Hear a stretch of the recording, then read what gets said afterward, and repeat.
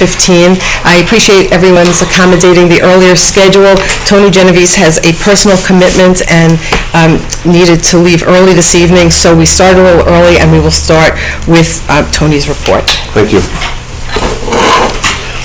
Report for our financial report through November of this year has a budgetary surplus of just over $100,000. That leaves our fund balance at the end of the year projected at 9.53%. A couple of highlights I want to bring to your attention.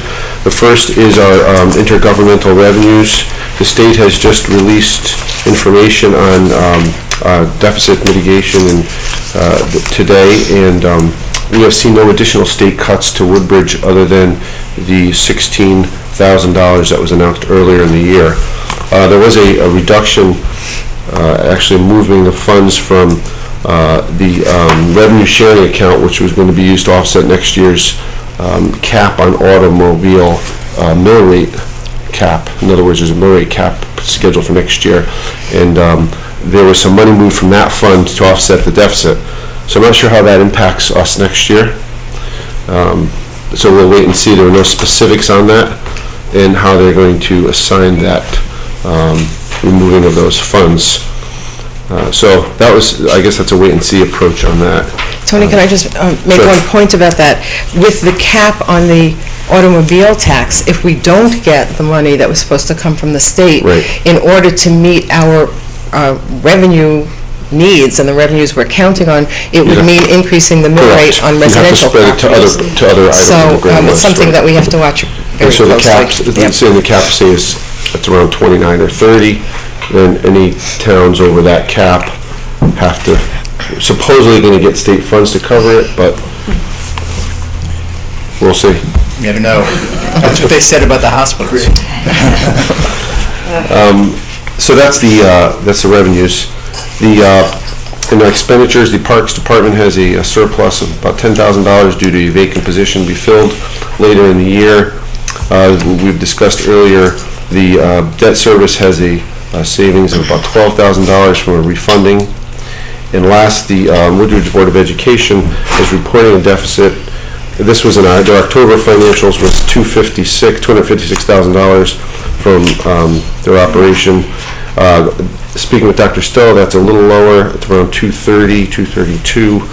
A couple things I did not include that in my projection for two reasons. First of all, with excess cost grant that we get from the state that helps offsets particularly special education, as that's the issue this year, will also go up from our budget because we're reimbursed those funds from the state. So there's some assistance there. And also we have Amity surplus funds this year in excess of $300,000, so which are not in our budget, which we typically use for the following year, which you don't have to use for the following year if you have a need this year.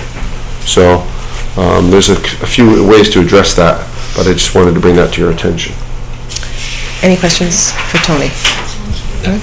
Okay, thank you, Tony. Next item is tax refunds.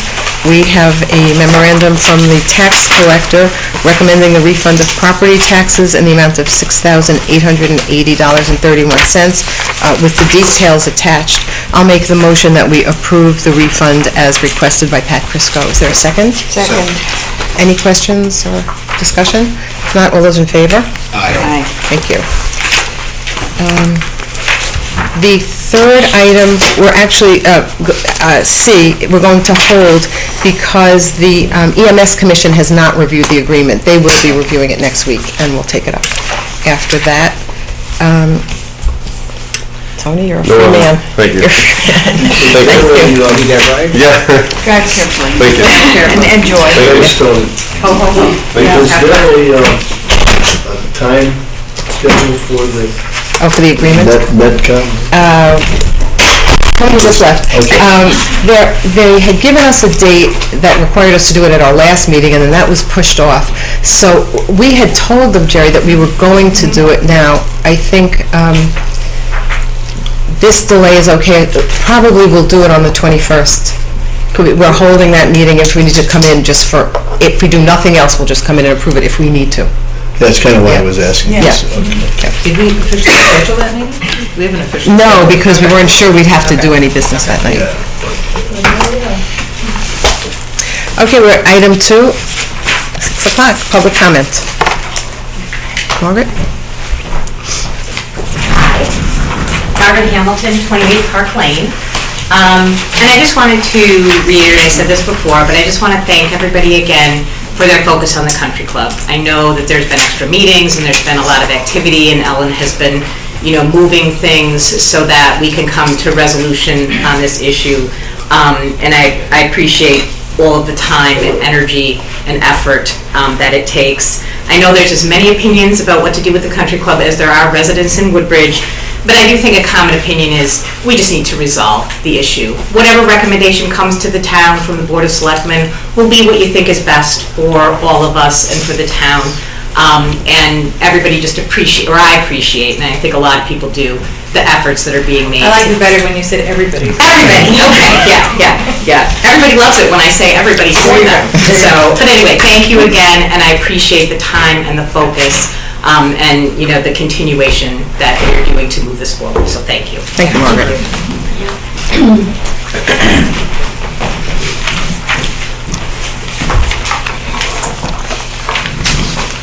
Kathy Wick, Rimmon Road. I actually also wanted to make a comment about the Country Club of Woodbridge. And there have been several meetings, and the goal of them, partially at least, was, as expressed by the First Selectman several times, was so that we all have common ground of facts that we're working from. And one of the things that I felt was missing was some facts on another topic that have been omitted from the discussion. I'm going to start with a quotation. In fiscally challenging times, it is particularly important to understand and consider fully the economic benefits of open space. You might think that quote comes from the president of Greenpeace or the Nature Conservancy, but actually that quote comes from Thomas DiNapoli, who's the New York State Controller. He wrote a 20-page report in 2010. I have a copy of it here. For anyone who's interested, you can just Google New York State Controller Open Space, and it'll take you right to the report, where he delineates in some detail the economic benefits of open space. I think it's particularly relevant because he's not a tree hugger, an environmentalist. He is the chief financial officer of the state of New York. And so he's quite concerned with finances and what is the best thing financially for the government. I'm going to very quickly summarize his key points. Kathy, I just do want to tell you that Maria distributed that. We all have that report. Yes, I know that you all have it. I hope you've read it. However, I know the public has not seen it. Not to prevent you from going ahead, but I just wanted you to know that we do all have it. Yes, I know that you do. So, first of all, open space costs towns less than residential lands. To quote Mr. DiNapoli, open space demands fewer municipal services than lands in other use. In comparison, lands in residential use typically consume services of greater value than the property tax revenues generated by these lands.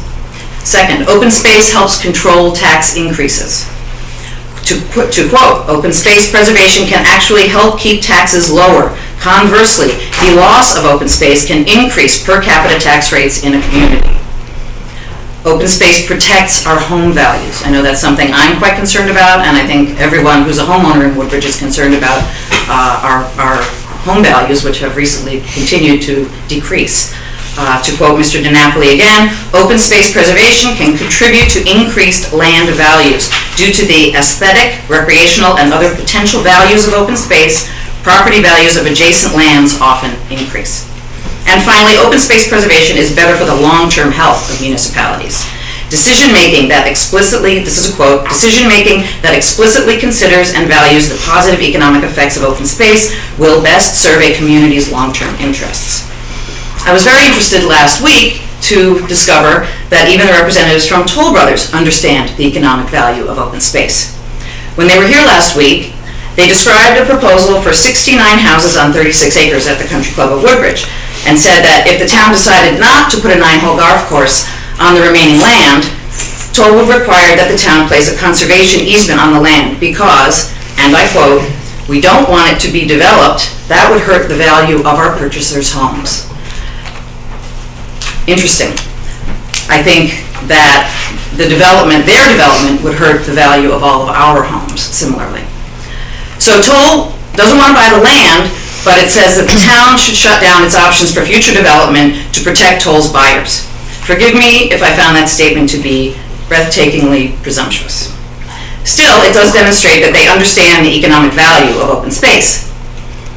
To digress for just a moment, I want to be clear that I don't favor that the town purchase any and all available land. I think we need to be strategic in our acquisitions and to prioritize properly. Later tonight, I understand from the agenda that there will be a discussion of land on Litchfield Turnpike. Perhaps I'll learn something new tonight, but my understanding from past discussions of this property is that the land is very wet and is not considered buildable. That's why it hasn't been built on in all these years. For those reasons, it is actually quite low on the priority list in the town's open space plan. It's actually on the fourth, at the very end of a 4-page list. I think it makes sense to prioritize and to prioritize the parcels that are at the top of the list. I understand, of course, that the town has short-term financial challenges, and I'm confident that we can solve those challenges without jeopardizing our town's long-standing far-sighted zoning regulations. We should not risk ruining Woodbridge's highly prized rural character to plug a short-term budget hole. That would truly be a short-sighted, shallow solution. I'm certain that when all of the costs of residential development and all of the benefits of open space preservation are taken into account, it will be abundantly clear that the most financially responsible outcome for the long-term benefit of the town is to preserve the Country Club of Woodbridge as open space in some form. Thank you. Thank you. Kathy, I just have one clarification question. You consider the golf course to be open space? Well, as your under this question? definition, it would be considered open space. There are several definitions, but recreational land I do consider under this definition to be open space. Thank you. Yes. Thank you. Anyone else? Before anybody else speaks, there's evidently a problem. I've just been texted, all the sound is coming across on channel 79 is distorted, so they asked me to pass that along to our sound people. They're confident it's not their TV. I just did, okay. Talk about live TV. Wow. Up to the minute, breaking news. Thank you. Well, hi, everybody. Happy holidays. Hi. My issue is very minor. Kind of a little embarrassed to be here over, but... But please, would you say your name and address, please, for the record? Ted Cosio, 2 Shepherd Road. It's about the wood cutting permit on Fitzgerald property, which I understand the permits are no longer given out. I've obtained a permit for a number of years, and only last year didn't reapply for it because I had plenty of wood and didn't go for it. But I did apply for it this past November, just a couple of weeks ago, and I'm a little nervous. A couple of weeks ago, and I found that it was pulled. It was no longer available. And I asked why, and one of the reasons the gal gave me was that, ironically, a couple of trees were cut down. Now, ironically, I had complained about that because the permit only allowed for the woodcutters to cut trees that were already down. Right.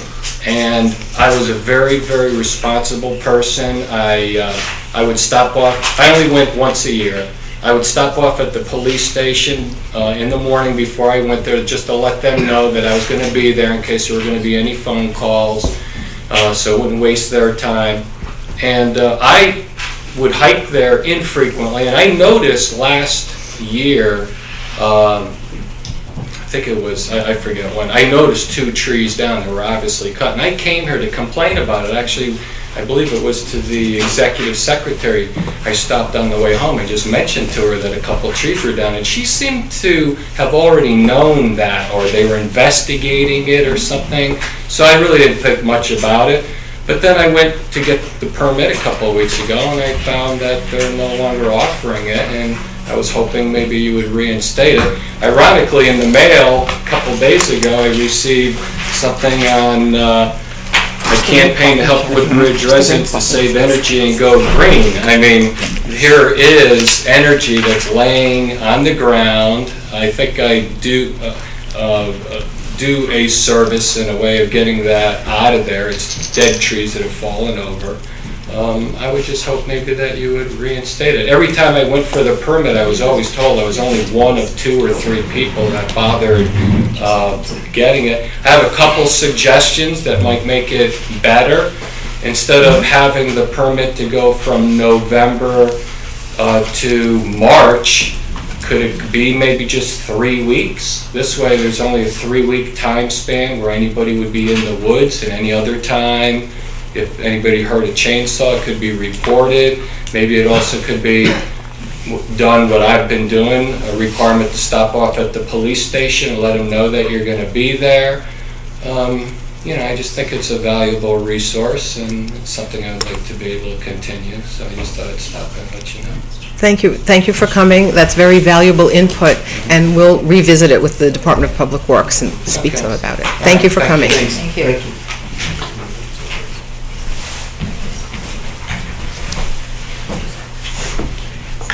Good evening. I'm Amy Morella, 184 Raymond Road. I also want to talk about the country club, and actually I have a second comment on another topic on your agenda, if you'll allow me to get to that as well. As been noted, this fall you've had several meetings with the Board of Selectmen about the status of the country club and new proposals from Toll Brothers. In none of those meetings did you offer an opportunity for public comment. I came to applaud Selectman Maria Kane, who pointed out that gap at your last meeting, and I applaud her specifically for recognizing that not only might residents have questions and comments, but that you, as our selectmen, might be informed by the thoughts of the people that you represent. As you know, the country club was one of the hot topics of the recent election, and I'm sure, Ellen, that you had heard something in the course of your campaign that caused you to back away from the last Toll Brothers proposal, which you did not bring to the town. Rather than bringing that idea forward, you have sought new plans. Unfortunately, you are pursuing new plans in secret, without any input or solicitation of ideas from townspeople. By taking this approach, you will hear questions and comments, but those questions and comments, including possibly alternative ideas, will be proposed at the end when you come to the voters with a negotiated deal. I just don't think that's a good way to get an outcome of consensus in this town, which is clearly divided on this issue. I know, Ellen, you've said at the last meeting that you've had lots of public comment in the past. But while I might have a different perspective of how valuable that was, the bottom line is that public comment should be offered as you hit this reset button and start anew with Toll Brothers. I believe our fellow residents would offer very interesting comments on both the Toll Brothers proposals and also alternatives. And I believe we'd be much more likely to reach a positive outcome for the country club property if you stepped back, hit pause, and sought the ideas, comments, and questions of the people you represent. So I hope you will reconsider. My other comment has to do with an item on your agenda, which is item 5, tapping of maple trees, Elderslie Preserve. Well, in general, I'm very much in favor of maple syrup. I have to tell you that given past practice, I'm concerned that this board may not think this through when it comes to public property. The reality is that the Elderslie Preserve has not only an interest of the town as an owner of the property, but it has 2 conservation restrictions on it: the Woodbridge Land Trust and the state, from which the town received a grant. So in any consideration of doing anything on that property, you have to look at not only the interest that the town has as an owner, of which you are a representative, provided you follow the town charter, but you also have to consider those 2 other restrictions. So I would urge you, before you bring somebody down a path of going to another commission or anything else, the first that you look at the state and the Woodbridge Land Trust and see under those restrictions whether there's any opportunity for tapping of maple trees or other activity on that land that is not currently going on. Just one question before you go. Have you checked the state and land trust to know that they don't, or? I think that's your job, frankly. No, I'm just curious. And I curious. think it ought to have been done as a matter of course. I mean, it is something that exists on the books, that No, there's that's two fine. other interests on it. I was just curious if you had additional information you wanted to I'm share. certainly familiar with the fact that the state's restrictions are indeed quite restrictive. And I also would guess, since Bob Gregg of some considerable fame in this town got the conservation restriction on Elderslie before the town ever purchased it through the Trust for Public Land, that's a pretty tight document also. Thank you, Amy. You're welcome. Any other public comment?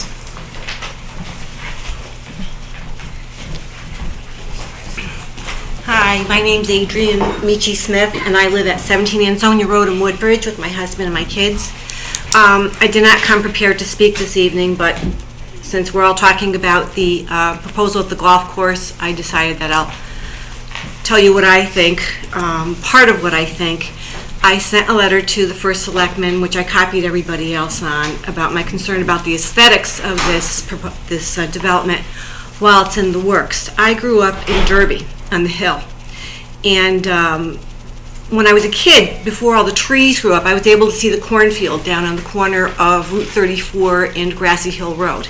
And I was very upset when that was developed. I was really upset because it has looked horrible for a very long time. It seems to me, I don't know the actual statistics, but it seems to me that those condominiums, 55 and older, have been going up slowly.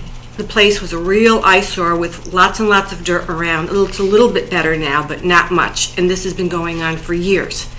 This proposed development of Toll Brothers is going to be right across the street from my house. It's not only going to affect me, it's going to affect everybody in the neighborhood and on the street.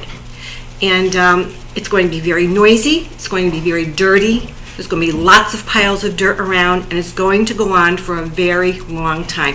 I'm trying not to be emotional about this. I'm also taking into consideration what this proposal will have for the rest of the town and the town in general, but I think you all need to know that the neighbors and the residents around the golf course are very upset about this. I can't tell you how upset about this, as is my family. They can't all be here right now. Thank you. Thank you, Adrienne. Leland?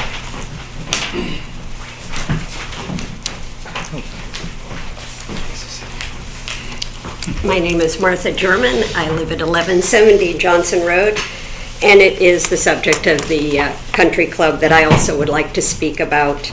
This debate about the country club is about something so much larger than trying to meet impending financial needs of the town. It is about the future character of the town. I was recently reading the Woodbridge Land Trust's newsletter, and there was a sentence that just stopped me because I thought it summed it up so well. It says, Woodbridge has a unique status as the only Connecticut town bordering a major city that feels like a rural community. Is this what we want to keep as our character, or are we going to take this 150 acres of beautiful property and turn it into a development next to our neighbors in New Haven? I think it should be treasured and showcased as a facet of Woodbridge's rural character. Cluster development, no matter how small, will change the town's character forever. Toll Brothers has quite a reputation for litigation. The representative last week was very mild in what he had to say about the lawsuits that Toll Brothers is involved in Connecticut. I do have a sheet here which I handed out previously that lists websites with page after page after page of comments about the really disreputable, very poor practices of Toll Brothers in taking responsibility for problems with their buildings, in working behind the scenes to make sure that they will get their way, of suing towns. One of the places that was mentioned last week was Stonington.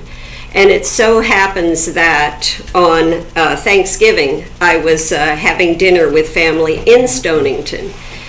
And the discussion at one point did come around to cluster housing and Toll Brothers. A woman of retirement age who we might have thought would love a place built by Toll Brothers here in town that we might have to offer, she said, do whatever you can to keep Toll Brothers out of your town. And I think we need to give that very serious thought. Thank you. Thank you. And I will turn this in case anyone would like to consider looking at those websites. No sign-in sheet? Sorry? No sign-in sheet? No. Okay. My name is David Lober. I'm about a 30-year resident of Woodbridge. I live at 35 Wepawag Road. I'm here to speak to the country club. The country club has been a kind of an emotional hot button issue. I'm going to try to keep my presentation strictly factual. There was a letter by the first Selectmen in the current issue of Woodbridge events. I'd like to speak to that, as well as some other things. I like to get involved in discussions of local politics because unlike on the national level, we deal primarily in facts as opposed to dealing with hysteria. But facts are open to interpretation depending on how they're presented. We look at a glass which has got we look at half a glass of water. And of course the optimist says it's half full and the pessimist says it's half empty. And the engineer looks at it and says the glass is twice as big as it needs to be. It's all the same glass of water. And this is what I'm going to try to present tonight. I'd like to read from the first Selectman's statement here. And she says, and I agree 100%, knowing the facts will be crucial in making an informed decision. I trust that the townspeople who, like me, watch these meetings from the comfort of my living room will hear this and think about it. And they certainly have the capacity and capability of making decisions based on facts.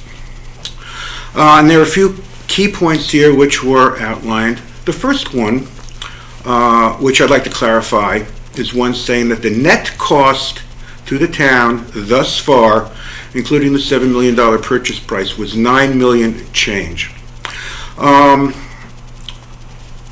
To me, net cost means what I've already paid out. If I buy a $500,000 house and I have a $400,000 mortgage, my net cost is not $400,000. It's my 20% down payment plus my carrying costs. As far as I know, we have not paid $9 million for the country club. We have paid in the neighborhood of $350,000 each year. Correct me if I'm wrong, please.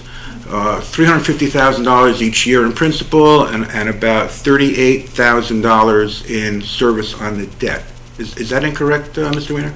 Our finance director is not here to answer your specific Okay, all right. question. Well, I just don't want to make this... Give us your interpretation. Okay, all right, That that's would be my fine. interpretation. Mm-hmm. Okay, that's the first thing. The second thing is that the 2016 budget expenses were listed as $653,000. A large part of that is payment payment for the bond. The third thing is that there's an estimated $500,000 5-year capital request for the pool and the golf course. Well, $500,000 in 5 years, to me, is $100,000 per year, which is far less scary number. And the other statement is other capital needs are on the horizon, the debt from the country club, anticipated needs have not been priced out. I think when you make a statement like anticipated needs cannot be priced out but could cost the town millions of dollars, it's really a question mark rather than, I think, a statement of fact. And these numbers, I think, are a little scary. Now, I'd like to turn to my prepared remarks. And this is an open letter to the town of Woodbridge. It is my opinion, formed from attending and viewing the various meetings of the Board of Selectmen, the Board of Finance, and other boards and committees responsible for the ultimate fate of the Country Club of Woodbridge, and from reading the annual reports, that the single-minded focus of the majority administration has been the appeal of selling all or part of the property of the Country Club of Woodbridge for economic and budgetary purposes, mostly or partly to take advantage of two $500,000 steep grants. The arguments have been put forth have been freeing up money for other much-needed town projects, keeping our debt-to-budget ratio at 8% or less. It's costing us a lot of money to own and operate the club, and the clubhouse is falling down. The capital budget items that have been mentioned include renovation of the old firehouse for recreation space, for which there is a $500,000 steep grant, expanding the police station, for which there is another $500,000 steep grant, and modernization of the communication system for the police and the fire system. I've also heard stated that the town, at these meetings, that the town is reluctant to borrow for these projects because of our already existing debt of some $42 million. I think that number is now $46 million. There are several points here which bear examination. First, the much-needed capital improvements, unquote, are wants as opposed to needs. If the situation with the fire or police departments were urgent in terms of public safety, there would be no hesitation. Indeed, it would be irresponsible of the town to not borrow for these expenses. However, the expiration of the steep grants does convey some urgency to getting these projects started. Second, it is not really costing us a lot of money to own the property. The payments on the bonds are part of our ongoing budget and have been planned for. As I mentioned, the principal is $350,000, and the service on the debt, I believe, is $38,000. The bond will eventually be satisfied. It's a 20-year bond. We paid on for 6 years. And then we will have the parcel free and clear. The expenses of refurbishing the pool and locker rooms have been a one-time expense, although there will be some more expenses for the pool.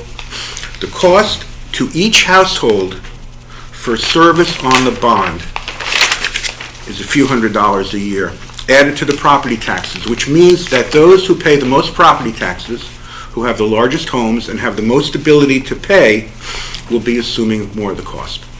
And if you do the math, it works out under about $40 per resident, which I don't think is an onerous expense. Third, the 8% figure is arbitrary. A ratio of more than 10% would reduce our credit rating, it's been said, but present interest rates on borrowing are historically low. According to the fiscal year 2016 budget, our debt service is 5.6% of our budget. Fourth, the clubhouse needs some roof repairs and some external rot addressed, but it is hardly falling down. The country club property was originally purchased by the people of Woodbridge to preserve it and prevent its impending sale for development. It was an opportunity to acquire a unique and irreplaceable asset for the town. The original language was left vague on the ultimate disposition, which is why we're having some difficulty with this. But the clear intent, I believe, and I believe most of the townspeople do as well because of the vote, was to protect it from development. It could be an asset for all time. If it is sold for development, it will be lost irretrievably as an asset to the town. Instead, it will be traded for a small amount of money, some $3 million, and that's not even enough to pay off the bond. I liken it to being akin to selling grandma's jewelry to pay the gas bill. The ongoing expenses will continue, and the cash cow of the sale of the country club property will be done. In my opinion, it should be viewed as an asset of the town to be enjoyed by all, as the baseball fields, the playground, the Fitzgerald properties. I have several suggestions, but the overriding question will be whether the town administration will decide either to view the property as a long-term acquisition and plan for it as such, or push for development, which has, as we know in the past, a large chance of being rejected by the voters. Here are my suggestions. First, make the clubhouse watertight. There is cost to doing nothing. It will continue to deteriorate. Fix the roof, repair the rot. Do it with volunteer labor if necessary. If the administration commits to a long-term stewardship, everyone would feel they had more at stake in the future of the country club. Perhaps the firemen with their experience on ladders and roofs would welcome an opportunity to help serve in this capacity. This is the last page. Second, explore the feasibility of putting solar panels on the roof to defray utility costs. Our current electric bill for the country club is $40,000. That could probably be recouped, but I don't know the numbers. Third, consider a voluntary assessment for those willing to contribute to materials for repairs. Fourth, seek state and federal funding for preservation of open space, perhaps a DEEP grant. Fifth, seek state and federal funding for site cleanup. Sixth, seek endowments from wealthy individuals for preserving it as a park. Besides golf, it has been used for walking, sledding, and cross-country skiing. Seventh, explore the possibility of working with a salvage company to demolish the building and recycle or resell the materials should destruction of the clubhouse be deemed necessary. Eighth, borrow funds to start the contemplated town projects to prevent the loss of the steep money. I'm sure there are many more creative solutions to the situation. I think selling all or part of the property for development is short-sighted, not in keeping with the reasons for its purchase, and of no lasting economic value. Thank you. Thank you. Do you want to leave your statement so we'll have your suggestions? I'm sorry? Do you want to leave your statement? Oh, sure. With the clerk? Sure. Thank you.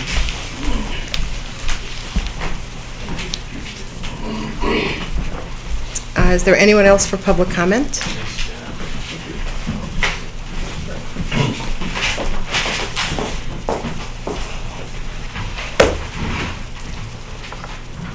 Bob Hill, 68 Acorn Hill Road. After listening to some of the comments and on my way here tonight, last night I went on to yesterday I went to the website about 4 o'clock and I was looking for the agenda, and it was noted that the 12-9 agenda was there, but when you clicked on it, it wasn't there. And apparently there was some sort of issue with the website yesterday. And so I even looked on it around 6 o'clock and then later in the evening. And I know that, there was a problem with this same issue a few meetings ago with the combined meeting with the Selectmen and the Board of Finance. And, I think that, many times when these agendas get put up, they seem to get posted, I know everyone's very busy, but they seem to get posted quite often at the last minute. That's required. And I think that, that kind of practice, I don't want to believe that it's being done in a way to prevent people from seeing the information or getting the information. I don't think that that's the intent. I hope it isn't. Although I know some people do think that's the reason. The problem with it, when that's done on a regular basis, it's poor planning in terms of contingency planning. Because if there's a glitch, it doesn't get up, the person's not available, whatever, then it leads to these kinds of things. And then what it does is, whether or not people want to believe it or not, you end up getting the kind of comments that you're getting tonight. And as we head down this path for a final resolution for the country club, there's a lot of very good things that have happened, a lot of initiatives. And Ellen, I give you a lot of credit for the listening sessions, a lot of the sessions that we've had. You've heard some comments that maybe some of the comments haven't been consistently taken, but if we can be consistently open and transparent on this stuff, I think it would really help us. And I'm not making these comments from a criticism standpoint. I'm making it from a, hey, we could do better to keep out of those kind of situations. The other thing I just kind of tailed on Dave Lober and Dr. Lober's comment. as we were going through, and, we obviously Recreation met the other night, and, we're very concerned, for there to be a quick decision as to what's happening, because we can't be hearing in March, that we're going to operate the pool, not operate the pool, because right now our pool director is kind of a free agent at this point in time, and it'd be unfortunate if he wasn't available for the season.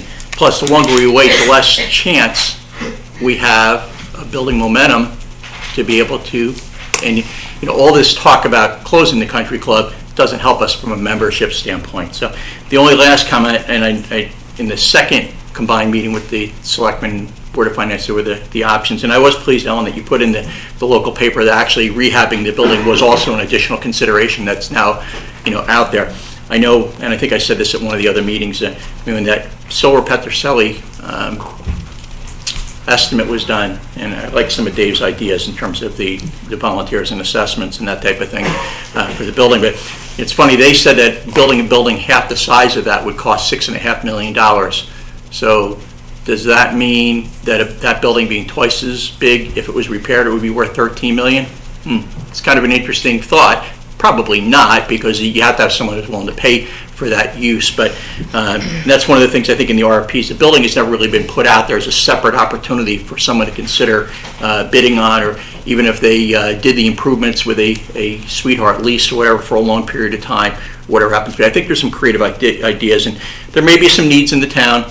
I know some people say, well, okay, of course you're saying it because you're with Recreation. Whether it's Recreation, the police, the senior center, whoever, at some point that building could be repurposed in some way. But the one thing that kind of stuck out to me in that meeting, the second combined meeting, was that in order for us to move to an open space thought process, we would need about $1.5 million to take down the building, or the buildings, and whatever else that relates to that. And I'm guessing that that would require a referendum. My guess is that's not going to get approved either. And so here we are again. So then what happens if we go for a referendum on that? That doesn't happen. I'm not really all that supportive of tearing the building down. I think everyone kind of knows that. And as much as you walk through the building, and there are a lot of things to be repaired, obviously, as we walked through, I went through on one of the walkthroughs, there was some termite damage in one area. Well, it doesn't cost that much to at least treat the area to prevent that from getting worse, okay? It would be unfortunate. I think there's some uses for the building. Those are my comments for tonight. I hope that everyone can kind of work together to come, to a solution. I'm glad to see that it's back kind of in an important place to, press on to get the answer in. That's it. Thank you for all your effort. And Thank you, Bob. happy Anyone holidays. else for public comment?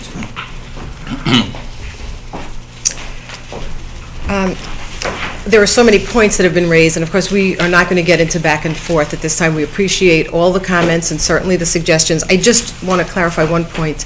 There are many, but with respect to the steep grants, it is very possible to go ahead and use the steep grants with respect to the police station and with respect to the old firehouse without going ahead with the entire plan. It doesn't require a specific, for example, in the old firehouse, the steep grant is going to be used for infrastructure improvements that can be made regardless of the ultimate use. So that's just one example of clarifications that will need to be made over time. We will now go to Dr. Stella, Woodbridge Board of Education.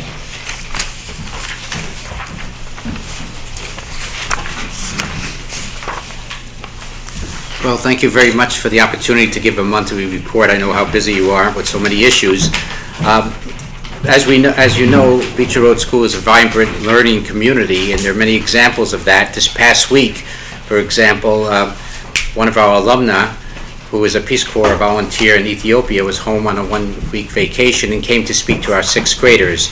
The children were thrilled with her slides and the artifacts, and loved learning about the customs of the people in the 5,000 citizen village that she serves. Her name is Alessandra Buddha, and one of the important lessons she shared with the children was the importance of tolerance and of gaining empathy in dealing with people of different backgrounds and cultures. And the children were mesmerized by her talk. It was a valuable lesson. We're very proud of the type of children that are graduating, individuals graduating from Beecher Road School, and it ties in with one of our major goals, and that's enhancing the ability of our children to become successful global citizens. Another event this past week was the PTO-sponsored annual book fair. Now, it's more than a book fair. Book fairs are important, but it's also a community event.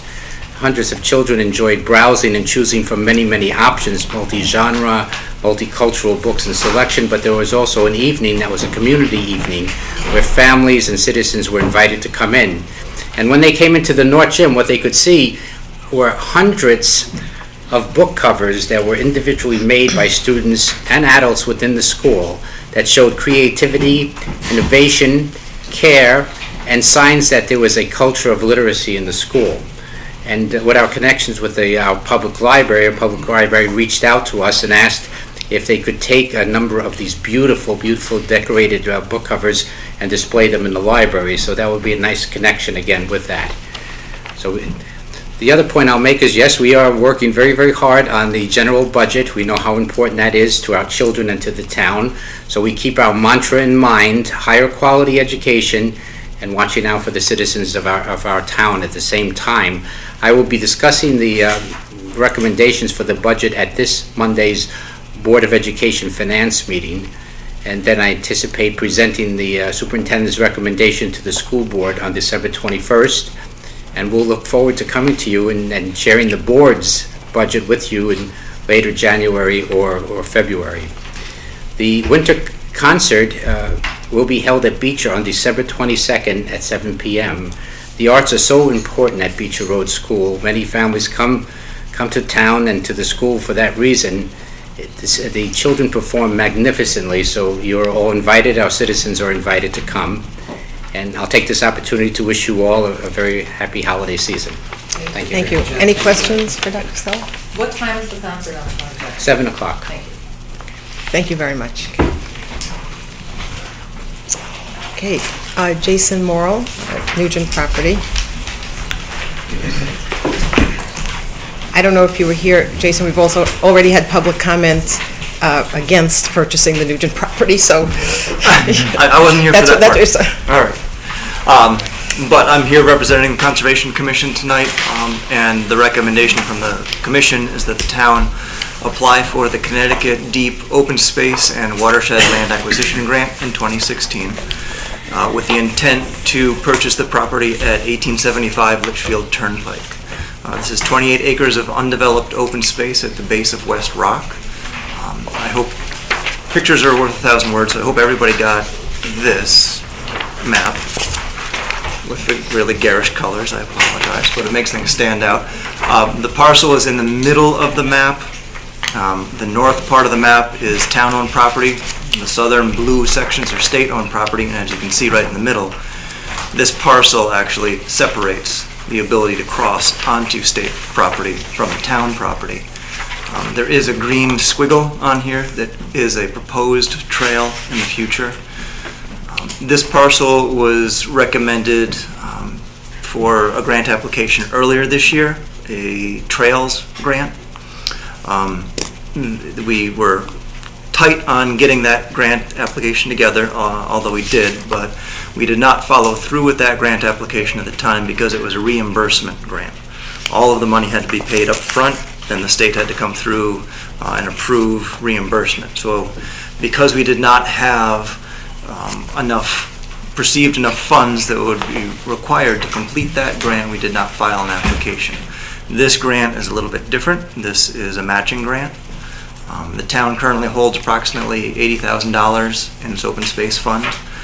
The Conservation Commission is recommending that we use those funds in order to match the grant. And for determining the value of the property, the grant requires appraisals. So the Conservation Commission is also recommending that we move forward to get an appraisal so we understand what we're dealing with in terms of an actual cost. The criteria for this grant are listed in the handout that I had provided.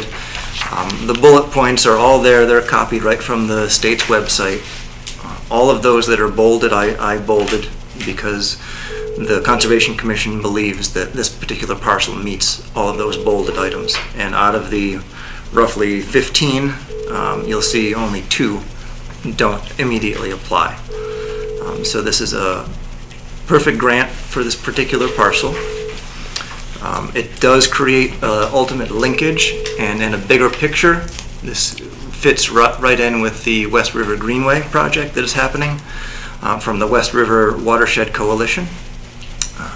And I'll entertain any particular questions about our recommendation at this point. Any questions? Maria? I just wanted to say that looks like there was a lot of work that went into this, and I admire you for that. My questions are, why this property when there are other open space? When once upon a time we had an open space plan in our town plan of conservation and development, and right now I don't think we have one. So why have you decided to do this with this property? So this property is in the 2003 open space plan. Mhm. That plan has not yet been revised by the Conservation Commission. Okay. So being listed in that is definitely a good thing. This does focus on the Greenway expansion, which is in the current plan of conservation and development overall for the town. There is a willing seller. We had prior discussions with him when we were looking at the Trails Grant. Being 28 acres, it's a large parcel that is currently available with a willing seller. And as I pointed out, it creates that contiguous access for public recreation along the West River. Well, but the thing is, you are asking the town to commit, valuable, small, which is very small right now, of open space funds to do this project. And in the 2013 open space plan, this parcel is really a low priority. I think it's like in the back pages of the plan. And the reason why it's there, Jason, I don't know if you know about this, but this property has come to the attention of the Conservation Commission back then from time to time.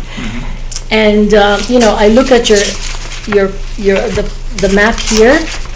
Your map does not really show the geographic characteristics of this parcel enough so to give me reason to say, well, we need to buy it now because there's a willing seller.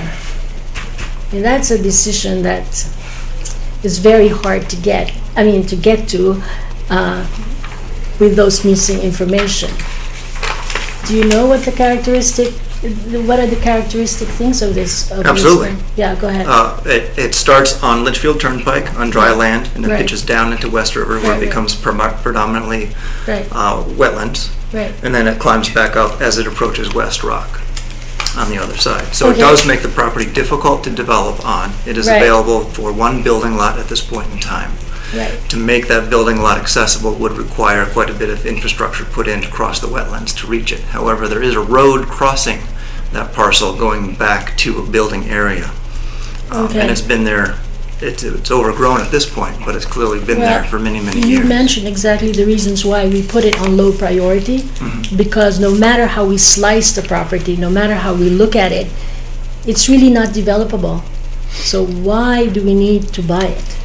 Well, the priority is not mentioned in the 2003 open space plan. It just merely lists properties. There's no priority given to them. Well, I'm telling you, that's the reason why it was listed in the very end of the list. It's because of that reason. And we only buy property if there is impending danger of development, and it serves, all the purposes, of open space. But in this with this particular parcel, it came up to conservation because I think the realtor for that was one of our members, so he kept it in our attention all the time. But because it's undevelopable, why are we committing when there are other more valuable properties that are important to the town, I think, at this point. And with your idea of what do you call this, making or fulfilling a state greenway around this area. Well, the task, you already mentioned it, is tremendous. We need, in order to go through, for the ultimate goal to be achieved, you will need to buy, I don't know what these are called, I think they're called, what do you call that? Pedestrian rights of way. Yeah, rights of way. I mean, is that totally necessary when you, where this ends is in the middle of the town's business district. I mean, you could have a scenery here where, you know, you can't put a drainage, a storm drain system because you have a trail there. And it's going through this trail, most of it, you know, at least when it comes down to the south end, goes through property, sidewalks, roads. What's that for? I mean, I have to tell you that I sit on the board of CACUIC, which is the Association of Conservation Commissions and Inlet Wetlands. I'm particularly responsible for the Greater New Haven area. And although we want trails to go everywhere, it doesn't accomplish the general or the real good stuff about trails. First of all, you have trails that are in the middle of I mean, trails should be in areas where there's natural, bucolic atmosphere. And this is like, and sometimes we have to cross the road, yeah, but this one is going through so many properties, goes to sidewalks and parking lots. I mean, why do we need to do that? Well, in the 2003 plan, that does envision a greenway circling the town.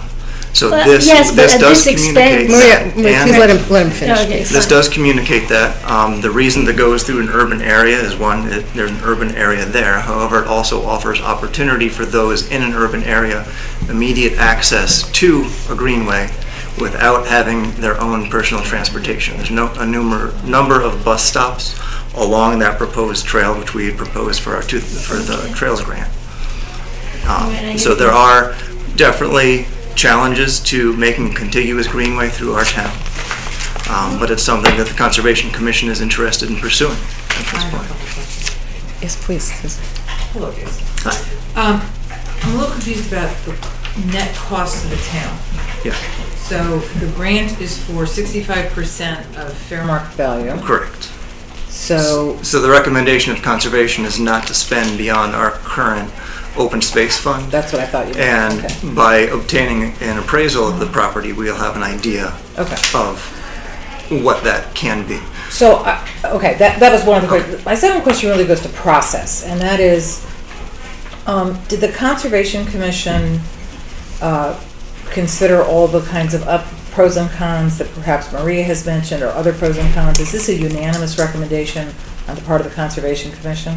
It is a unanimous recommendation from the Conservation Commission at this point. There are, another parcel that was considered is up on Park Lane. It is an 8-acre parcel. It's also difficult to develop on. It's a single building lot. It is on the list that's in the 2003 open space plan as well. The other open space parcels that are in town are smaller or larger, but they're also in a similar situation where there's no immediate development pressure to them, but they also are not contiguous to the town's greenway. They are just open space for the sake of open space in town. This particular acquisition would have benefit to the town, but also to the greenway that passes from New Haven through Woodbridge and up into Bethany. Okay, thank you. I just had a question about the appraisal. We don't have that, is that your? Correct. So that would be something the town would have to Right. pay for? And I would suggest that the Conservation Commission use its budget to go forward with an appraisal. Do we have an idea what it would be, or not? Not what the appraisal would be, but how much it costs. Yeah, how much it costs. Obviously, that's why we're getting the appraisal. The last appraisal was done more than 12 years ago. Okay. So the market was completely different at that point. No, Beth means how much does it cost to get an appraisal? To get an appraisal. Ballpark. Ballpark, I don't have the experience on that. Maria might be able to speak to it. My ballpark number, I believe, is $3,000 to $5,000. Okay. Potentially. Okay. Jason, I have a couple questions. Thank you. Recently, actually, Ellen and I went on a conservation walk on the trail walk there, and correct me if I'm wrong, is there any other way around this property, up top or east of this property? It's too high of terrain, it's too highly pitched, Yeah, the West Rock makes an immediate abrupt drop right on the town land, and then over on the state land, it's even more abrupt, direct down. Right, so basically cutting through the middle of the property is the only way to connect the greenway walking trails? Correct. Okay. Correct. I can tell you from personal experience that the base of that drop on the state property is amazing. Unfortunately, the only way through that is to trespass. And there are deer stands on that property at this point, some of them within several hundred feet of the property line itself. Yes, we saw that on the walk. Yes. It was impressive. And my last question was, when Ellen and I were there, Mike Walter was telling us, the trail master, that someone, either from this property or representing to be from this property, somebody put up a line of fallen trees across the path so that people couldn't walk through. I guess people have been walking through, and they weren't happy about it, and basically put up a barrier. Is that the property that do I have that right? Is that the property that put the barrier of? We don't know. I think I had heard the same conversation along that trail walk that people had been putting barriers up.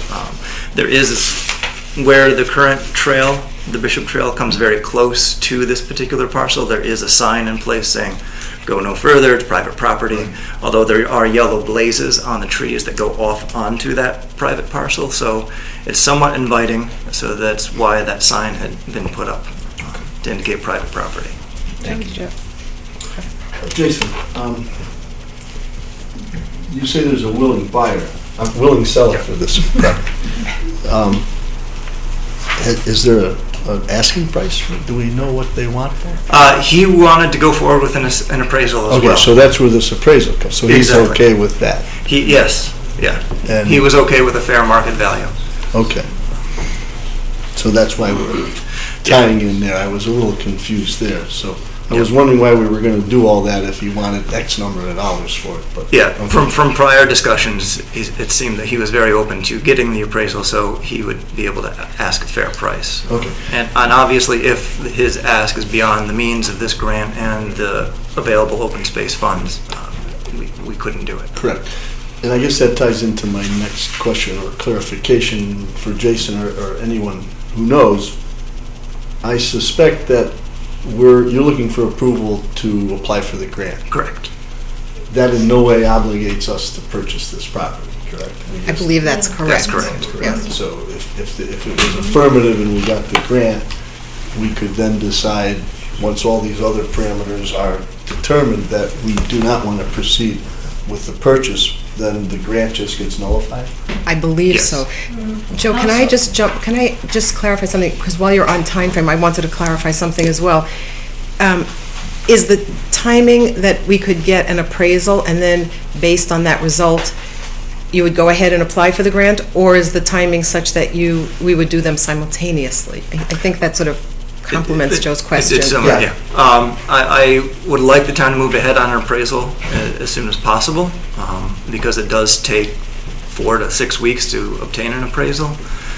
This particular grant has certain requirements that an appraiser meets in order to have it be an official, deep approved appraisal. So going at the same time, simultaneously working on the appraisal, also putting together all the materials for the grant application. It never hurts to have them together. In fact, we made a lot of strides forward on the Trails grant. I'm going to reuse a lot of that work in this particular grant application if we're approved to move forward with it. This grant is due the beginning of February in 2016. In prior years, the state has pushed the grant back about a month into early March. It all depends upon pressures and questions from applicants as to whether or not the grant application gets pushed back. But I believe we can meet the February deadline. And well before then, I hope to have an appraisal in hand so we have a clear idea of what kind of final number we're going to be dealing with. Jason, do you need a signed contract with the seller before you apply for the grant? No. Do you need you need an agreement with the seller before you apply for the grant?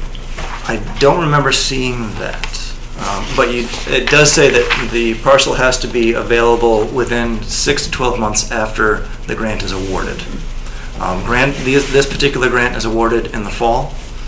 So if you did apply in February, let's say we were awarded the grant, it would be in October, and then we would have approximately a year from that point to do it, or in the case that the seller just puts an arbitrary, ridiculous price on it, not be able to do it. I'm sorry, Joe's continuing. Yeah, just one more. So we don't have to go for, I understand that, but anticipating that if we were to obtain the grant, then we may want to go forward with this. I'm a little confused with the conversation between Jason and Maria in terms of this list, priority list of open space available parcels. If there is such, could you offer that to us so that we could see that, or is it in that some plan that I can see? It's in the plan. I mean, I just would like that information to ultimately decide whether we go forward with, as part of all the parameters we would look at. So Just curious about. I think it's a little bit confusing because I think there was discussion of the 2000, I don't know if it's 2003 or 2005 POCD, and then the 2015 POCD, and also I believe the Conservation Commission, when Maria was chair, had a list with criteria, but I don't know that you have those documents. So maybe you could explain the whole picture. Right, so there was a 2003 plan of open space that was put together. That still needs to be amended. It's been in place. It has a list of properties. It has a number of properties with more detail than others. But Is that a Conservation Commission? It's a Conservation Commission document. In that document, there's no indication of ranking. The lists just appear to be lists of properties of interest. As I said, some have a longer narrative than others. It can be assumed that those with a longer narrative have a greater priority. The 2015 POCD also focuses on greenway expansion and protection of open space, but there's no particular ordering of priorities on properties in that document either. The prior Conservation Commission did go through and do an assessment of dozens of parcels. They put values on those parcels. I never received any documentation on what those values were or how they were obtained. I had asked for them, but I wasn't provided them. I did get one offhand from Jim Urbano, prior commission member. He showed me a matrix that listed some categories and some properties. One property was listed twice and given two different scores, so I wasn't sure how to interpret that. And there was no explanation of what those categories actually meant and whether they were weighted equally in the final assessment. So it's very difficult for the Conservation Commission at this point to take a list of properties and understand what's valued higher than others and why it would be valued higher than others. Okay, so what you do have, could we get a copy of that? Like that yeah, list you- the 2003 open space document. Yeah, the one that the Conservation Commission, Yep. It is in the town archives. I obtained it. I think Betsy might have dug it out for me from. So maybe we Sure. could dig that up Sure. just so we can see that. And then I guess my last question would be, has the current commission identified the same parcels, and have you engaged in any discussion over? Since I've been chair, we haven't had the opportunity to make the time to reevaluate all of the parcels that are listed. Some of the parcels that are listed in the 2003 plan have been acquired, and others have been improved as open space. Massaro Farm, for one, is mentioned in there. Obviously, we all know what the farm is today. So, Okay. so some of those properties in the 2003 plan need to get either revised or removed. I guess if we start with getting that plan, it might help us, you know. Well, it's a list anyway. I'm Or not sure it's a list. plan, but Well, it's a list. I'm wrong with Yeah. list of what these open space parcels Well, are. to Joe's point, I mean, that's why I asked the question about process, because, you know, if in fact you're dealing with data which exists from 2003, 2004, and, you know, you've duly and thoroughly considered this parcel as an appropriate priority, I'm not going to second guess the judgment of the Conservation Commission as to whether or not it's a priority. I mean, I think that's, the way I see this is you're a group of volunteers who have devoted your time and effort to figuring this out in what sounds like a little bit of a document vacuum, because we shouldn't be thinking of this as an old Conservation Commission and a new Conservation Commission. It's a Conservation Commission, and there's meant to be continuity, and there's meant to be, a paper trail associated with all of these things. No pun intended. So having said that, and that's why I wanted to know, if your commission has looked at this thoroughly and you have decided that this is the priority and this is your unanimous decision, I'm mindful of the fact that it doesn't bind us to buy the property per se, but it's where you think you should be putting your energy in terms of grant acquisition. Correct, because the current Okay. Conservation Commission is strongly devoted towards the greenway in town, and this particular parcel, as I've hopefully expressed, is integral Thank to you. the larger greenway. Thank you. I would say I don't disagree with that, but I would still like to see the other parcels. Of so course, that, of course. You know, even though I would give deference to them, I'd I like get to that, see. of course, of course. By the way, the dinosaur looks great all lit up. Thank you. Oh, is Every that year. Jason? Every year. I know where you live. Moving forward, the first thing you need to do is to get an appraisal, right? Correct. That's what he said. And how much money do you have in the Conservation Commission to do this right now? Our annual budget is $2,700. And you said it's gonna cost about $3,000? That's what I can guess. I have not had experience with the town going through the appraisal process, but So we do what that we needs to be can with what we approved have. first of all, correct? What's that? I don't know, So are we being asked to approve the application for the grant? Yes. And are we being asked to fund the appraisal as well? I believe so. And both at the same time. I don't know, is the Conservation Commission prepared to contribute to the cost of the appraisal? Yes. Okay. I just want to say a couple of things that I think are emerging from this discussion, and that is, obviously, there are different reasons to purchase open space.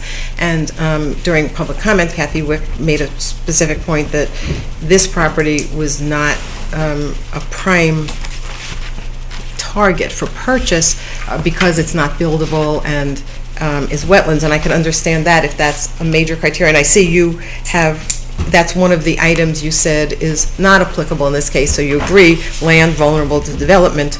It sounds like it's generally agreed it's unlikely that it will be developed. Yes. If it is, it would be a house. I think those factors go to the value, and hopefully an appraiser would see that this is not a very valuable parcel and would affect the price if we purchase it. In terms of reasons for purchase, I understand some parcels are purchased because they're beautiful, because they're unique, because they add to the character of the town, and others have perhaps some of those qualities, but as you're talking about, are also important for trail purposes and continuation of trail. And I wanted to ask you, to Maria's point that it's going to be difficult to complete the loop around the town. Clearly, that's not a project for tomorrow. But given that fact, let's say it's a fact that that's not going to happen, for what reasons does the commission still feel that this is an important additional piece in that process? Because it's sort of one of those moving grains of sand to build a mountain project. We believe that making this parcel and adding several miles of trail that continues onto state property for the enjoyment of West Rock will hopefully lead towards the further process of planning pedestrian easements on other parcels to eventually create a contiguous greenway through the town. So it's more of a bigger picture, longer term project. This is a small step in that process. It did seem to me your explanation of why it would be important to have trails that go into the business section of town and other parts is compelling to me. I think that's a very good reason to do it. Are there any other questions for Jason? If not, yes, Tony. Jason, I'm just assuming if that conservation is proposing to buy this property and then to put a conservation easement on it, and it would never be developed, is that correct? Correct. The state would actually hold the conservation. Yeah, I mean, because officially there's still a building lot to it. Right. And I'm just assuming that's what you wanted to do. Okay.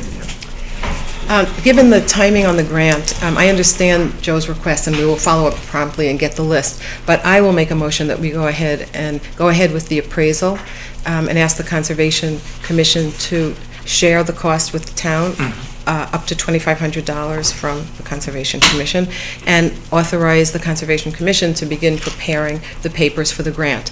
That does not, it commits very little in the way of funding from the town and from the Conservation Commission, perhaps more for the Conservation Commission. And we can revisit this at the next meeting.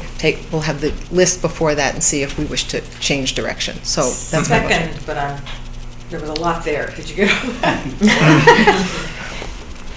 The last part really wasn't part of the motion. It's that we go ahead with the appraisal, authorize the Conservation Commission to go ahead with the grant preparation, and contribute up to $2,500 or, well, let me say $2,500 or one half, whichever is greater. Okay. That's fair. You second that. That's the motion. Correct. Any other questions or discussion? If not, all those in favor? Aye. Aye. Opposed? Okay. All right, thank you. Thank you, Jason. And one last, it's for the next agenda Yes. topic, the Elderslie Preserve tapping of maple trees. Yes. The Conservation Commission is actually putting together an open space management plan draft document, and we're using the Elderslie Preserve as a sample for it to put this document together. Also, we would, at least I would like to see the presentation be brought to the Conservation Commission and perhaps QPOP as well. Yeah, that's likely where it's going. Okay. Yeah. All right. Thank you, Jason. Thanks, Jason. Happy holidays. Okay, the next item is the tapping of maple trees. Sterling Adams. I feel like I'm a copyright inside. It's a lot of preview to your presentation. Sterling Adams, 1257 Reesbrook Road, here in Woodbridge, and I make maple syrup. So I guess we've heard a couple things, but presently I tap trees on my property where I live here in Woodbridge, as well as my neighbor's property in Woodbridge, who's actually I Ellen. am the neighbor. Is my neighbor. And I can vouch for the maple syrup. And I also tap trees in Orange. My family has Homestead Farm, which most people don't realize the name of the farm is Homestead. They usually call it Wright's Pond in Orange, so the old Grassy Hill Road area. And I tap trees that are on the farm property, as well as town-owned land, which used to be part of the farm, and it now is open space and is kind of geared towards farming and hiking and those sorts of needs. So I can't quite remember when I did it, but I think it was about last fall I went before the Board of Selectmen in Orange, and I was approved to go on town-owned land there and tap the maple trees, and I took out an insurance policy, just like kind of a trip and fall, theft and damages, just so that the town was protected and such. And anyway, the process worked, and I was able to participate in the Woodbridge Farmers Market as well as the Orange Farmers Market, and it was really enjoyable to provide a locally made product to the local residents. And I guess I would see it in the newspaper periodically that local farmers looking for land contact Mrs. Shaw here. And so I did, and she provided me with a list of a couple properties that were owned by the town here in Woodbridge. And I walked the properties looking for maple trees, ideally sugar maple trees. While you can tap red maples and Norway maples, a sugar maple, hence the name, has the highest sugar content, which is only about 2.5% to 3%, so it's not a lot. It takes a lot of sap to make a little syrup, pretty much. So anyway, walking around some of the different properties, the Elderslie Preserve was kind of the best candidate. Basically, and I should have a map, I didn't bring any kind of map or a drawing, so just bear with me. So if you're familiar with the property, it's on Peck Hill Road here in Woodbridge, and if you're standing in the street facing the preserve, you have your parking area, you have a large hayfield, a strip of woods, and not many people know it, but there's a little access road to that strip of woods, and then another large field, and then it looks like some sort of housing development that's going on at that point. So the area that I'm looking to tap is just the strip of woods between the two hayfields. It looks like it might have been an old carriage path at one point, or maybe it's a drainage swale that's naturally formed, or maybe it was cut in years ago. But you can see that there was some sort of trail there at one point in time. And anyway, in this strip of woods between the two hayfields, in this carriage path or drainage swale, it's loaded with sugar maples, just one after another, and they lead all the way to Peck Hill Road. And it's just, at least in Connecticut, we're kind of flatlanders. We do have a number of hills and mountains, but we're not like Vermont, where maple syrup is much more prevalent, where they have slopes of maples right in a row, and so trying to find a sugar bush in Connecticut, which is, a sugar bush is basically a grouping of sugar maples in one area, is a little bit difficult. So I got very excited when I went to the preserve and I saw so many sugar maples and mature trees, healthy mature trees, that's why I'm here, to see if I could possibly pursue tapping these trees and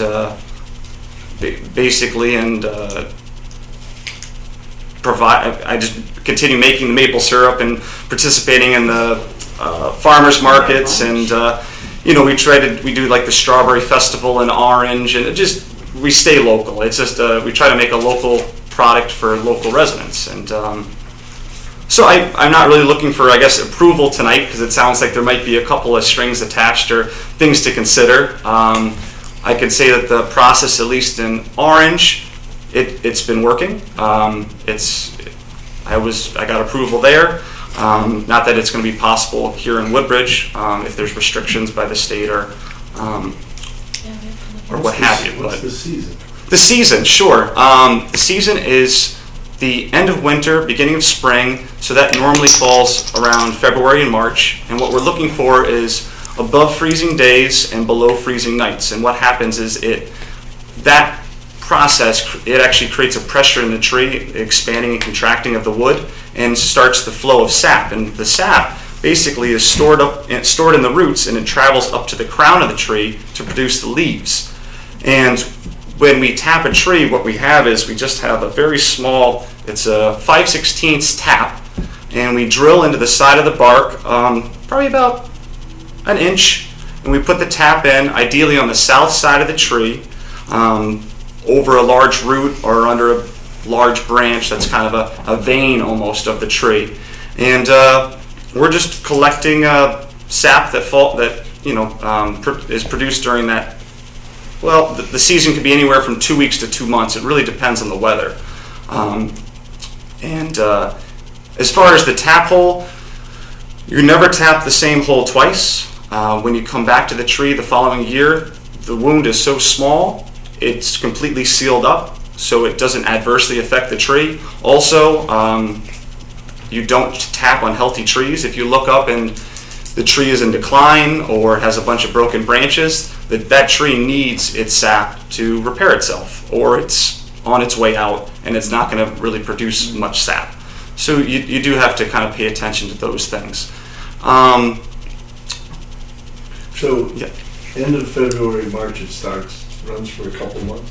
Well, that's pretty much February and March. We very, very seldom do you fall into April, because at that point the days become too warm. I'm just trying to understand when we would, if we were going to do this, when we would have to notify you, when we have to do our due diligence and notify you so that you could start. So Sure. That would be. I'm even more confused. What is it we're asking Mr. Adams to do at this point? He has to get. Well, No, he's asking us. I don't No, I think. understand, but are we sending him to another commission? I think so. I think we're Which sending is him. fine. I just figured put a face to the name. So And where I'm are we just sending trying- him? That's what I want to know. Right, but I'm just trying to understand, so when we send him, We have to it give can, them a it can all be timeline done for us. before. Right. February. But where are we sending him? Ideally, We don't know yet.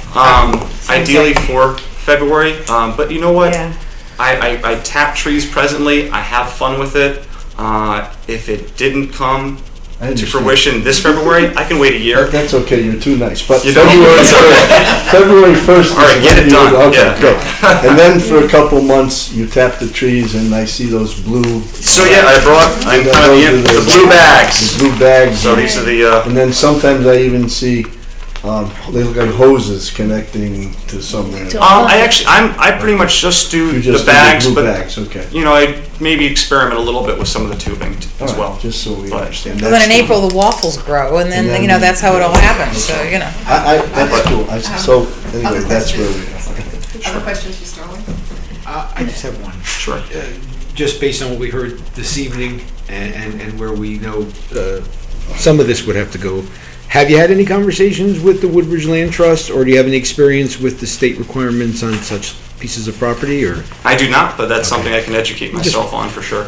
Thank you. Well, we'll definitely take a look at that. Okay. We're just wondering if you have any experience and had any requirements or restrictions somewhere else. Not as of yet. Okay. So it sounds like what you did in Orange, you didn't need that. It was just a town property. Basically, the land is already Easy, farmed. just- Right. And okay. what's nice with the, well, not nice, but what's interesting with maple syrup is that my season doesn't conflict with any other farmer's season, because Right, nothing's right. growing, you know, so in Orange, they kind of liked it because the land's getting used not only for growing corn and other produce, but I'm in there using the woods as well, so that the land is really getting used to its full potential.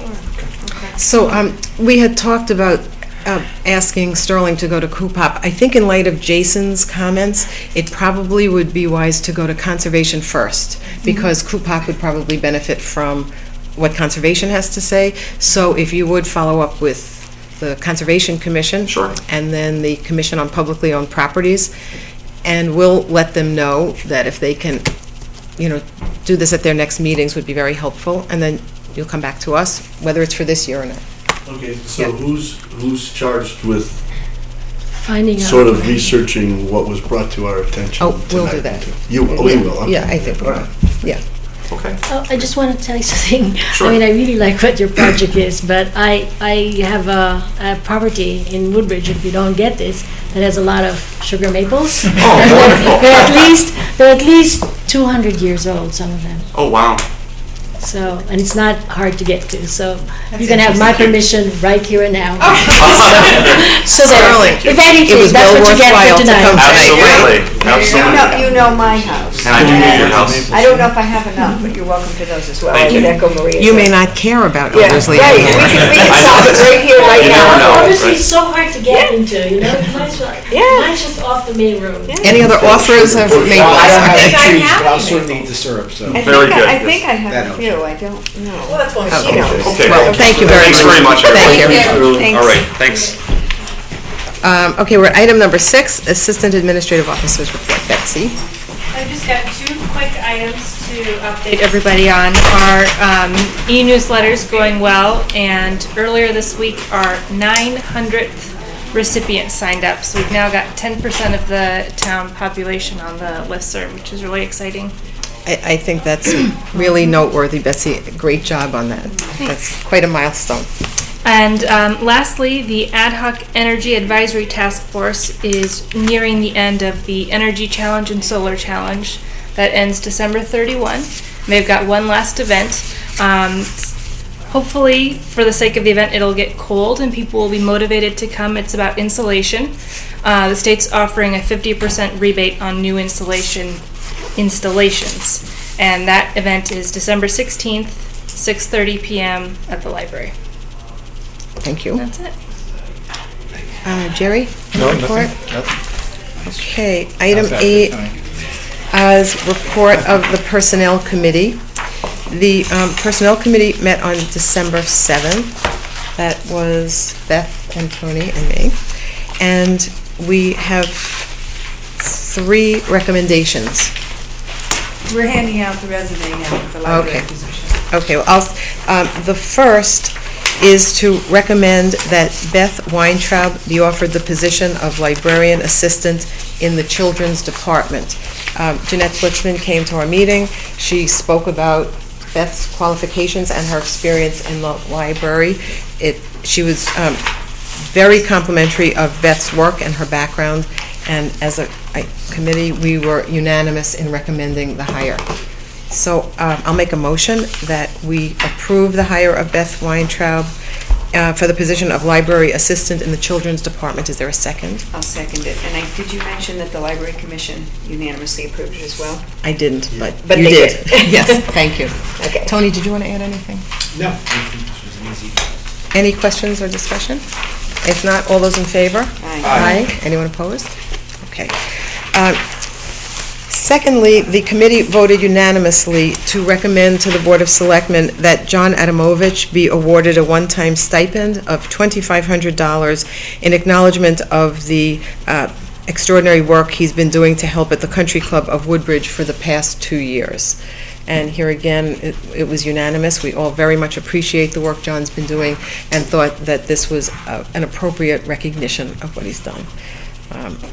Someone like to make the motion? I'll make that motion that we grant Mr. Adamovich one-time stipend of $2,500 for a 2-year recognition. Thank you. Of his efforts. Second. Thank you. Any questions or discussion on We that? don't have to throw in an ice skating rink, right? Yeah. Any questions or discussion? If not, all those in favor? Aye. Anyone opposed? And third, the committee voted unanimously to award a one-time stipend of $1,000 to Mary Ellen LaRocca for her work covering emergency situations in 2015. Mary Ellen took on a very critical role in our shelter, and she's an important part of our emergency response team and is always available and there at the shelter. I think last year she was there was only one person came to the shelter, but it was open and welcoming, so we thought that was appropriate as well. So is there a motion to award a one-time stipend of $1,000 to Mary Ellen LaRocca? Second. Any questions or discussion? If not, all those in favor? Aye. Anyone opposed? Okay, thank you. The next item is to ratify the First Selectman's appointment of Jeffrey Ginsburg, I should say reappointment, to the Greater New Haven Water Pollution Control Authority Board of Directors. We have done this before. We have a letter in the packet from the Executive Director commending Jeff for his work, and I will make, well, someone else, if someone would make the motion, please, to authorize the First Selectman to sign. I'll make that motion. Thank you. Any questions or discussion? If not, all those in favor? Aye. Anyone opposed? He's here in the audience. He's here just in case, but there were no questions. Thank you. Congratulations, again. Thank you.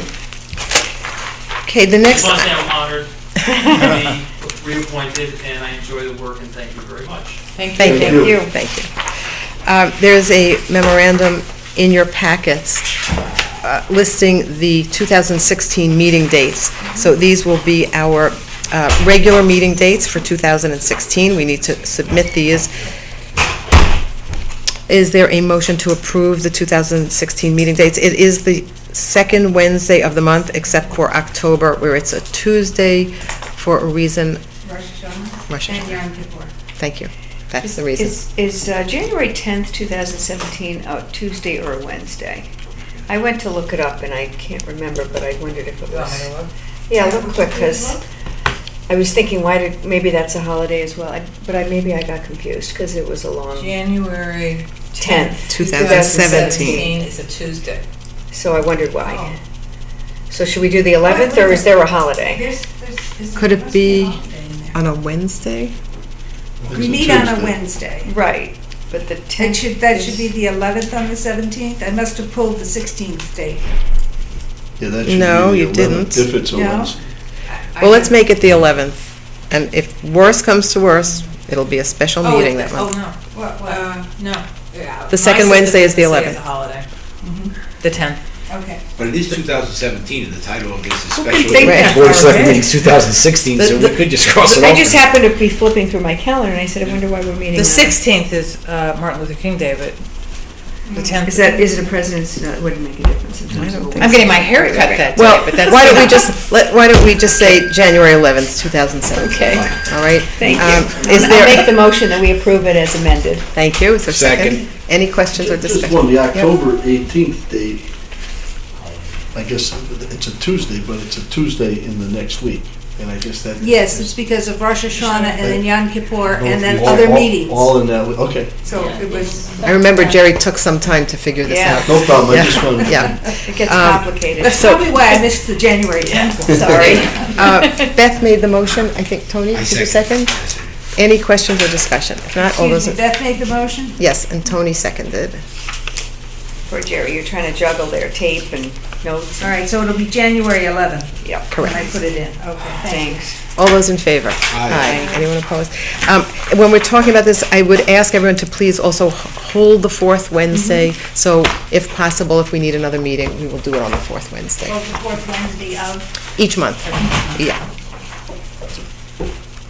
Okay, item 11 are the minutes.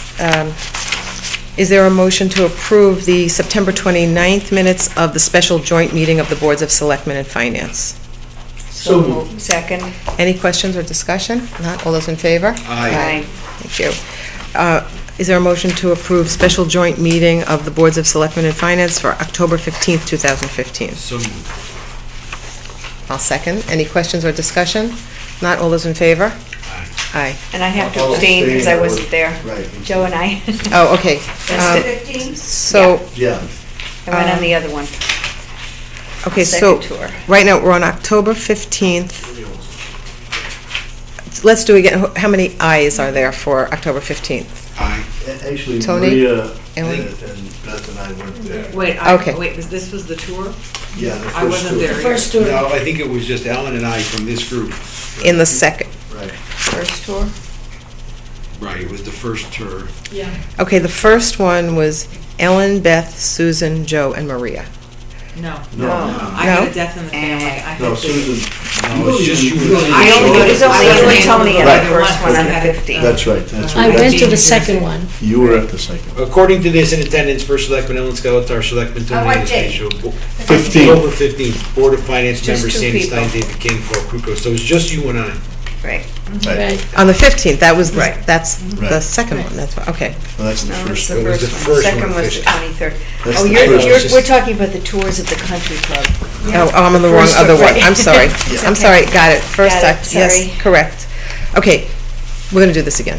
For the October 15th meeting, is there a motion to approve the minutes? So moved. And I will second that. Any questions or discussion? All those in favor? Aye. Aye. Any abstentions? Okay, you got that, 4 Yeah. abstentions. Okay. And that has to be corrected because it says I was there. No, it doesn't. No, I don't think so. No, it doesn't. I don't. Oh, I'm looking at the wrong thing. You have Ellenitis. What it says is that we have too many meetings, is what it says. Okay, Yeah, for that's what it says, October too many 20, meetings. October 23rd. Right. now we're on October 23rd. I'll make a motion to approve the October 23rd, 2015 minutes for the special joint meeting of the Board of Selectmen and Board of Finance. Thank you, Joe. I will second it. Thank you. Any questions or discussion?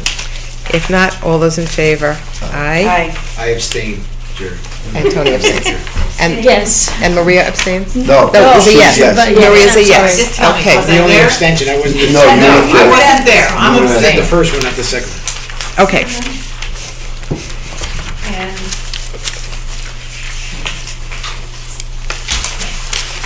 And Now, we're at the joint special meeting of the Boards of Selectmen and Board of Finance of October 28th, 2015. Is there a motion to approve the minutes? so moved.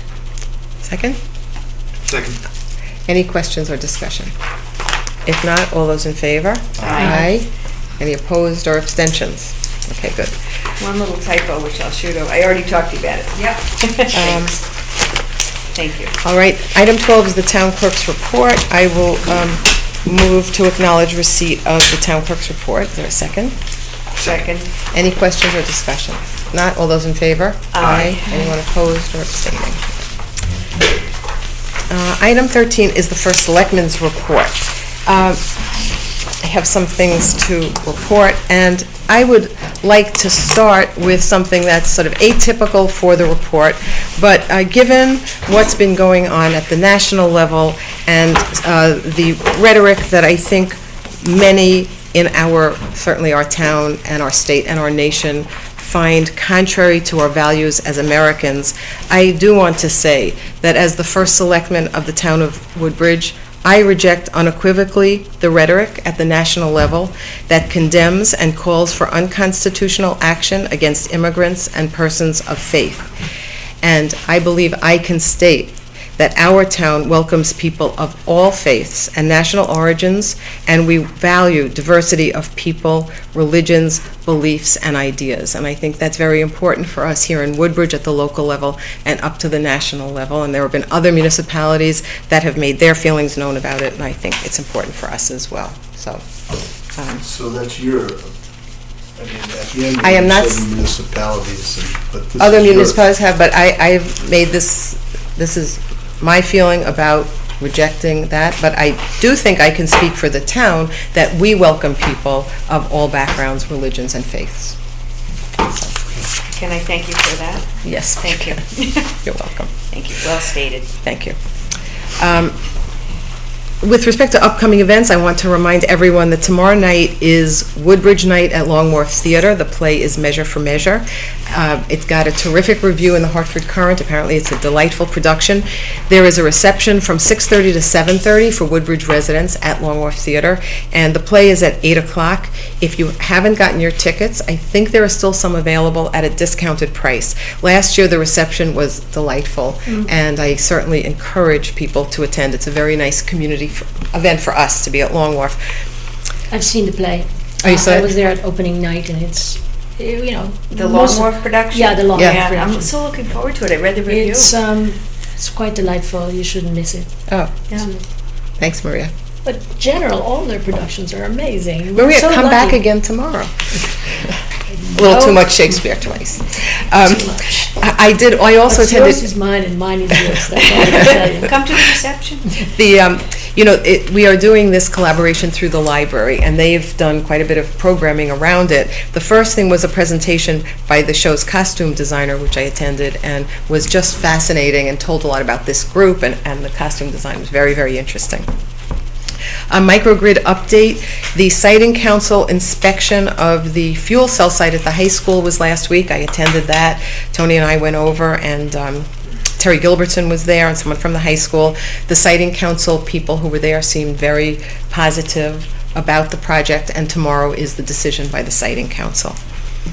We also hosted a meeting here of representatives from 11 towns whose solar projects are on hold because of limits on credits for municipalities. This has to do with our proposed solar project at the capped landfill, which we've all talked about. Unfortunately, the state has a cap on the credits that go to these projects, and so there's a lot of discussion about changing or expanding the cap, and we were very happy to host that.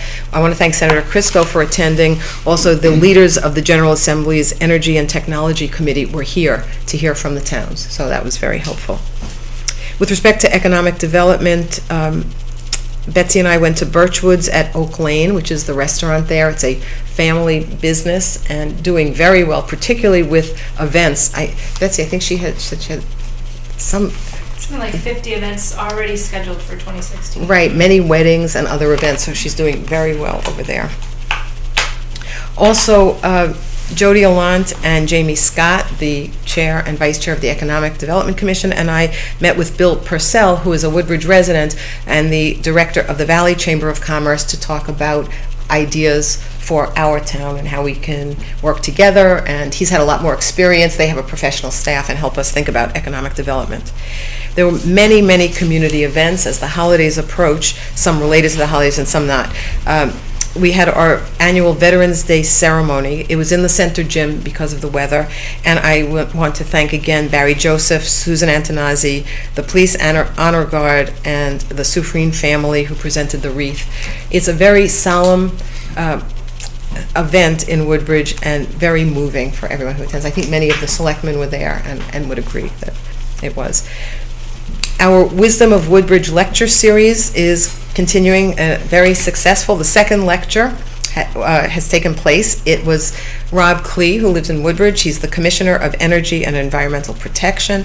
His topic was talking trash, and he provided very insightful and interesting information about recycling, and we're going to be hearing more. The state is looking into new recycling guidelines and helping people understand how really to do it better. So it was very interesting and helpful. The event took place at the JCC, and that's part of our efforts to work with the JCC in meeting space and promoting them as an integral part of our community. You know, we have so many town residents and town employees who go above and beyond that it's hard to recognize all of them. But I did initiate a Person of the Month recognition so that we can start at least talking about the people who do so much for our community, and we do it in other ways as well. But November was the first, and that was for Bob Tucker, who designed and oversaw the construction of the pavilion at Camp Whiting. This was a Troop 63 Scout project in memory of a scout who had passed away at a young age, and it was a very, very impressive project. Tony and I went there after the hike, and I think you would agree it was just beautifully done, and volunteer effort that Bob Tucker led, and he well deserved the recognition. In December, the recognition went to the Friends of the Woodbridge Library. They have put together Book Alley. If you haven't seen it, I highly recommend that you go over. We had the ribbon cutting for Book Alley earlier in the month, and they are still collecting used books, and they have them organized and laid out there. It's like a little bookstore of gently used books, and it's really a treasure. I attended the Woodbridge Park Association fall cleanup. It was a very special day because my little granddaughter was here, and Karen Cusick, who has a granddaughter the same age, was there, and we went into the woods. We weren't that much of a help, but hopefully we lent some moral encouragement, and I do want to thank the Parks Association for all that they do to maintain Alice Newton Street Park. It's just a beautiful park, and the paths are so well maintained, and it was a beautiful day. I attended the Interfaith Thanksgiving service at the Assumption Church. Susan was part of the choir, and I think many, if not all of us, were there. That's one of the really premier town events when the different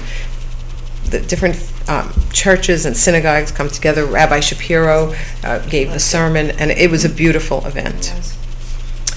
I attended 2 holiday luncheons at the Senior Center. The Thanksgiving luncheon was sponsored by the police department, and I extend our thanks to them. And the holiday party was sponsored by Rotary. I extend our thanks to the Rotary. Tony was there doing a great job serving. It was a lovely event. I attended the holiday open house at the Darling House, and thanks to the Historical Society for this annual event, and also to Mr. and Mrs. Darling, who of course were there yet again. They are forever young. Just this week, I went with Nancy Fund from the Human Services Department to accept food donations that had been collected by the very, very young Girl Scouts, the Daisies and the Brownies, and they were getting their community service badges, and that was, of course, delightful to be with them. So it was a full month and a lot of very good and kind spirit in the town of Woodbridge. We'll go now to the liaison reports. I'll start with the Amity Board of Education. At the last meeting, they recognized our National Merit Scholarship semifinalists. It's quite something to be a semifinalist. I mean, I have the data on how many are eligible and how many ultimately are selected. Amity had 24 semifinalists, 12 were from the town of Woodbridge. And we also had one student from Woodbridge at Amity Middle School and 2 at Amity High School received the Connecticut Association of Public School Superintendents Award. So it was, we do very well in our academics. And with respect to GATVAC, Pua is delighted that she has hired 2 new videographers. One is here tonight. Hello. And at the last meeting, they approved the operating budget, which will be submitted to the town. Other liaison reports. Joe? Starting with me? Yeah. I usually bring up the beer quick. Anyway, I was not able to make the Conservation Commission. I had a last minute. I seem to always have a last minute conflict with that. But in any case, Jason was here, so I think. Yeah. And I did make the Country Club of Woodbridge Commission meeting. But we also did just hear from them at the, so the highlights were they did have a very good October, and I presume November based on the weather that we've had. And the funds back to the town based on our agreement with Billy Casper, I think is up to like close to 39,000. And I think Tommy said that number when he was here, but those are really the highlights other than that. Thank you. Maria? I attended the Board of Education meeting, and I know that Dr. Stella gave you some highlights, but what they did at the last meeting on November 16 was actually show that they were complying with this tri-state evaluation of the math program, and most of it was all about a video showing the different aspects of math education and math learning in town of Woodbridge. And safer to say, I think it's an A+ kind of situation. We're very fortunate to have that. That's all I can tell you for the Woodbridge. I think that's the highlight of that. And with the Recreation Commission, let me see. That was just a couple nights ago. First of all, these things touched me because there were partly some conservation issues that we had to, through conservation, that I recognize some of them. The new Amity Youth lacrosse representatives came over and just wanted to thank the Woodbridge for Peace Road playground. You know, during my time, it was a very big concern with that field because they don't really get to play until April. But they're fine with that. They think that Adam Parsons does a good thing to prepare the fields, and they're also came just to see if the playgrounds needed something, that they would be happy to either contribute or raise funds for it. And these are people that play in Woodbridge, and they play in Orange, and they Bethany as well. You know, it's a great testimony to how our fields are kept in spite of some of the difficulties that they have. They talked about the road race, and apparently that was very successful. And this time they're going to work on that earlier, so they're more prepared, I guess, and make it better. Are they working on the weather? Well, hey, there's a tent situation that they want to keep, and they're, I think, going to find ways to right. And then with regards to the pool, their swimming lessons have started. They're almost full to capacity. It's like there's a lot of good things to hear about it because that donation of the aquatic club, the water is clear and apparently sparkling, that kind of thing. And what else? The only problem is, and the town will be probably asked to come to step up to the plate for this. Hot water is not coming out of of some of the showers. It's some detail that needs to be straightened out because of the construction, I guess. But when you can't take showers, there's no hot water. I guess that's very. I'm assuming that's. I don't know because Tony's not here, but I'm assuming they've contacted Brad, and that's either repaired or in the works. Probably, it's in the works. Well, they had a plan. They said that they might consider a supplementary heater because where hot water is coming from is far away, and by the time it gets to them, it's cold. This is something really cool. They have an online registration that is in a website, and they're getting registration for after school and swimming lessons very well. I mean, it's great, and so that ups their income, and that helps up their income. And what else? What other thing? There was, of course, they've been working on their budget, and the highlight of that is really the concern about the pool, because they've put a lot of energy, manpower, and whatever to deal with the pool. They would like your decision about keeping the pool, as soon as possible, because it affects a lot of things. There's a big sort of what do you call that? There's a feeling that, they do all their part, but they feel that there's lack of leadership with the town and as to getting their things that they need, that they want, on time or ever, that kind of thing. They also, I don't know if I should say this, but they also are looking into their budget carefully, but they do not want to submit it until there is a decision on a personnel compensation issue. But I think you just addressed that tonight. I'm not sure. Well, certainly. So anyway, but that's all I can tell you. It's delightful to sit in a commission where everybody's so concerned about giving everybody a good time in town, and there's a lot to be said about that. Thank you. All right. Okay. First, I'll start with the Library Commission. They had a special meeting on the 30th of November. Basically, you heard tonight, it was mostly about the step up of the full-time assistant, which we approved tonight. And then the only other thing they really handled that night was the 2016 calendar, like we did, and it was approved. Their next meeting, by the way, is next Monday night on the 14th, which is at the library. TP&Z, that meeting was Monday night, the last meeting. They have been going through one particular public hearing that has gathered the attention of many. It has been continued a few times. It was continued again, and therefore it will be still open on the January meeting, which is on the 4th.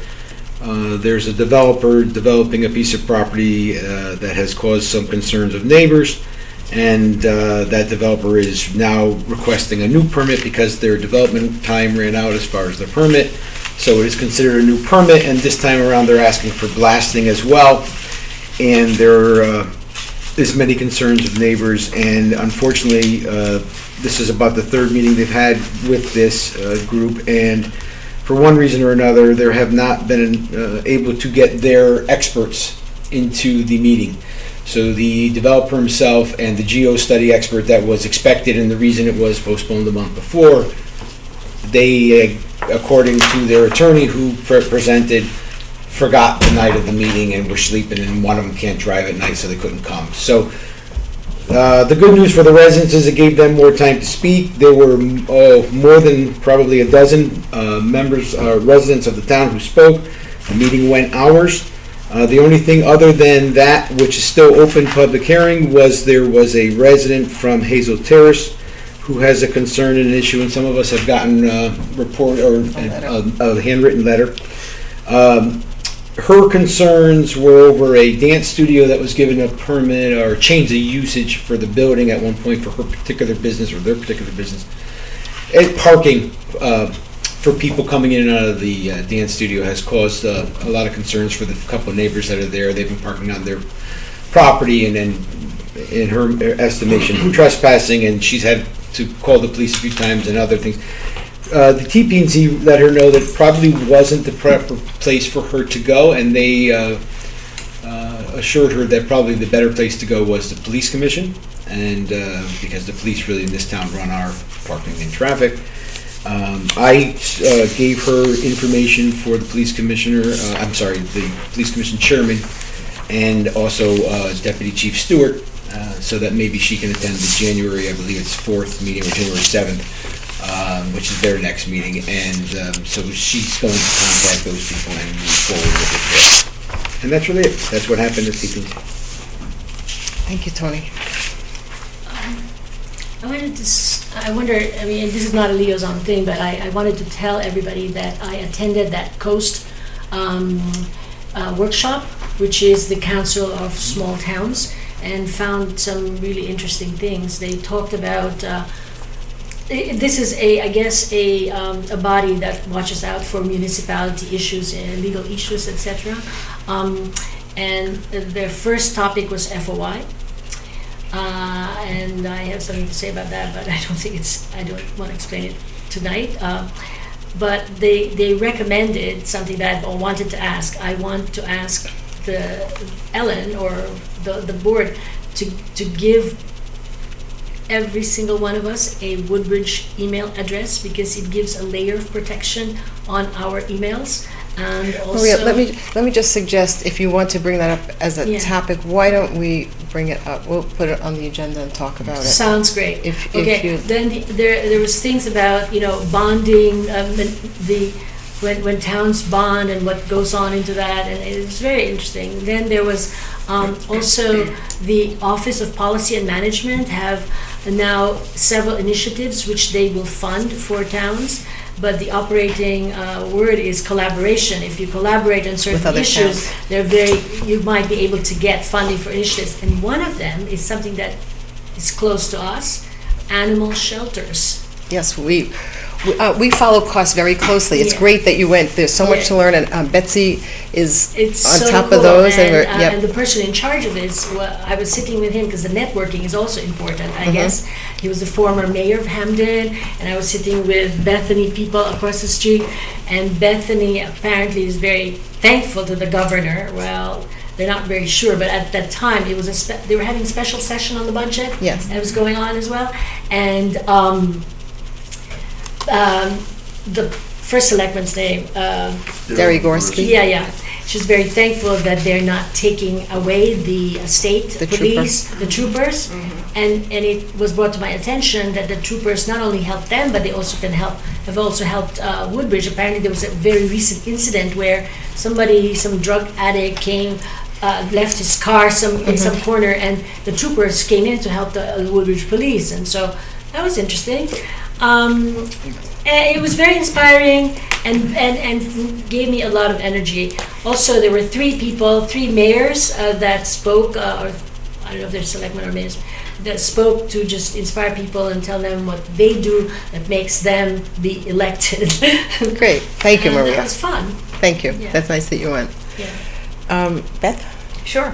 And thank you. That's one of the reasons why, if you remember, the Animal Control the Steep grant, Yeah. we were feeling a little bit better about it because it is a 3-town application. Right. But there's So- another one from this thing, and that we could tap on, and that would be even better. Good. Yep, thank you. Okay, I attended the Fire Commission meeting on November 16th.